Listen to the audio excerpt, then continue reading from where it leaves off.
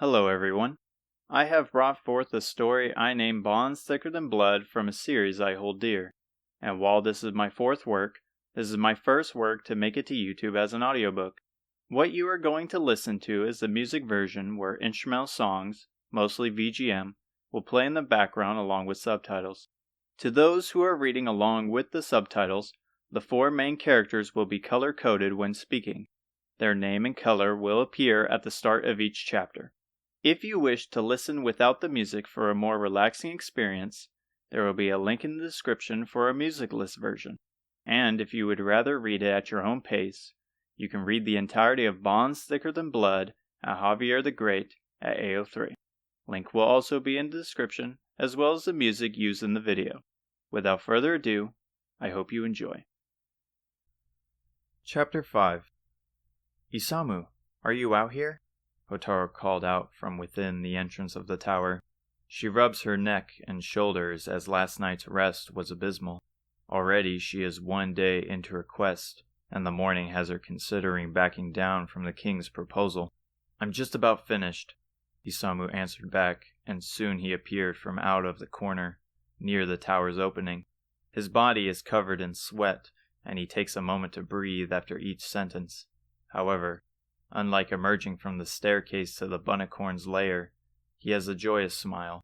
Though her worries are a burden at times, she is not alone. She knows her brother would comfort her at the drop of a hat, yet she wishes at times to stand on her own, just as her father has when it came to her grandmother. Are the others waiting on me? He asked. You guessed it, though it is always you who holds up the line. Very funny. You're so sharp-witted, you know. Because just yesterday you were practically crying to go back home. I can't hide anything from him, but maybe that's a good thing. I will give you that, she admitted. But that soup really was good enough to set me straight. I agree. Nothing like a hot meal after a long day. Fadira's voice calls out to them from farther in. We're already here. The two of them walk in together and meet up with the others who are resting quietly in the shopkeeper's room. Thankfully, he left the cots behind as he wasn't here when they all awakened from their deep slumber. He did leave a note, however, where the pot once stood, which reads, Since I treated you all to a meal, how about running up to Roy and getting my book back? Thanks in advance. Alright, so up the tower we go, Isamu announced. You got that magic back in your staff? Kadir gives a thumbs up. We're back in business. Isamu looks at Hotaru. I will let you lead this time. She nods, and as they finish their final preparations, they head up an ancient staircase that lies at the end of the hall. Up the first floor, and what awaits them are winding paths, like a maze of blue ancient tile, covering the whole floor. They reach an old balcony where no walls or barriers protect them from the fall below, a sign of this tower's history. The cold wind is harsh as it blows, but the sight is magnificent, with the landscape of the island in full view, the blue clear lake, the green grass, and with several more floors to go, the view is bound to be endless, like the goddess looking down from above. Pressing onward, towards the higher floors, they lay sight on the brown mountains on the eastern side of the island, though farther out is an endless ocean where the main land awaits them. As they stare upon the beautiful land, admiring its wonder, Kadir whimpers out something from his lips. How much higher is this? They turn to look at him, and along with his pale face, he crawls onto the ground, gripping the old stone floor with immense strength. Aziza runs to him, lending her shoulder. Are you all right? He lifts up with her and holds her tightly, like a baby to its mother. Yeah, he barely answered as he runs out of breath. I just didn't realize how high we were. The others walk over to him. I never knew you were scared of heights, Hotaru commented. I guess that's why you never would hang out with us on my roof to go stargazing. Let's just say me and roofs have a bad history. We should be close, Aziza comforted him, unfazed by his tight grip. Hang on to me, and we will be fine. Thank you. Isamu and Hotaru lead the way, with the other two following closely behind. So what happened about the roof incident? Isamu bluntly asked. Hotaru lifts her hand. It's rude to ask such things.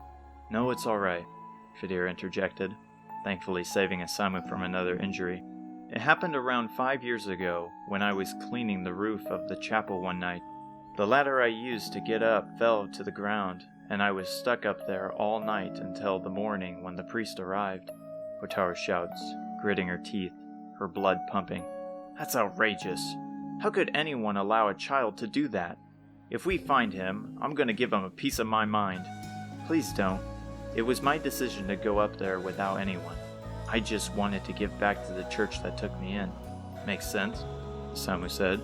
You always are cleaning the chapel back home, plus no doubt the one in Reeve as well. Is it obvious? Kadir chuckled. Loud snoring interferes with their conversation as they approach another staircase.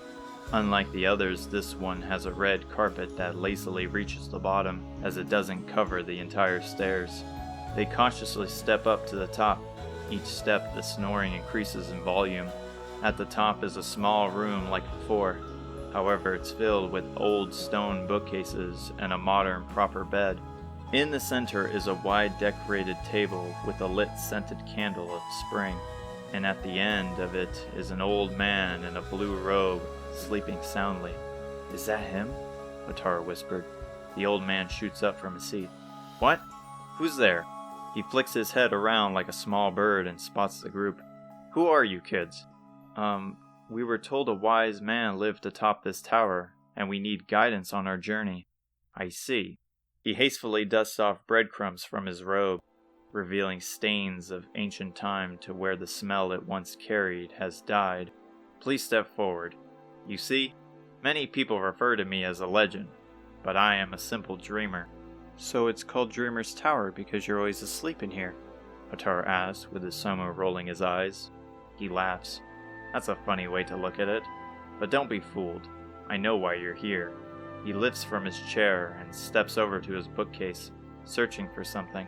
I understand you wish to leave this island and start your journey towards the hero's path.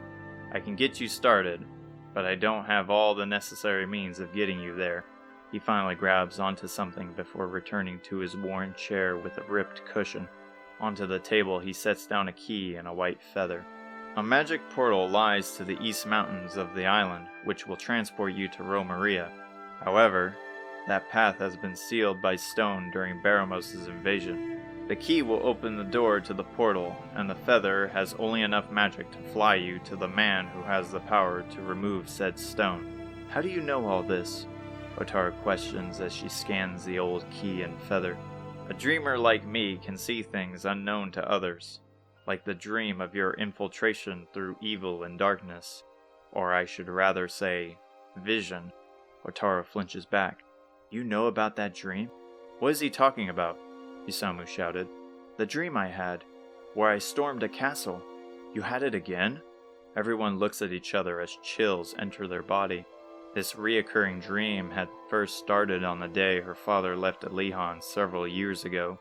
Its presence reappeared as the years went by. The four of them discussed its meaning, and once the king got word, he proposed the idea of Hotaru's journey once of age. He could have known of it to be a vision. What do you mean by vision?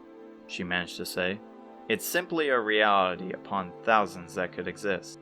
That one being where you fail to stop him. They freeze like statues, unable to breathe to the shock. A dream where they easily claim victory over all that stood in their path.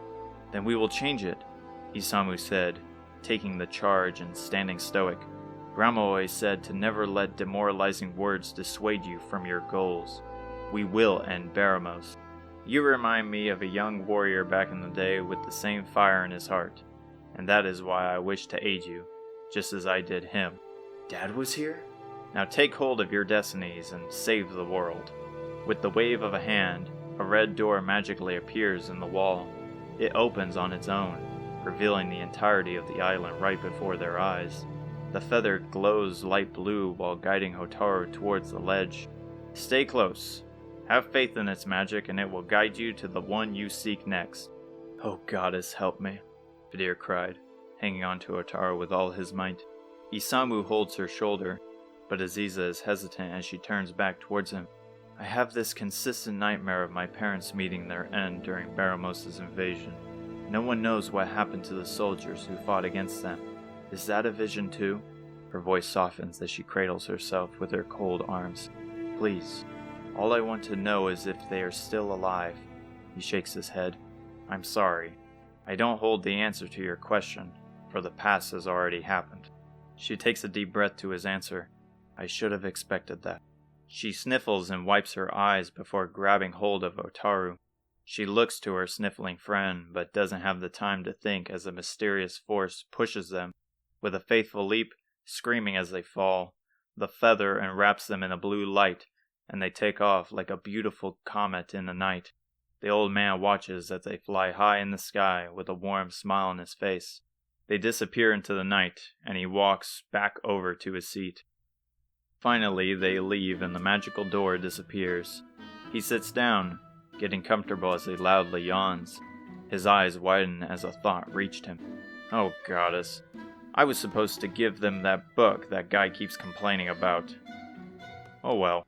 He closes his eyes and loudly snores throughout the night.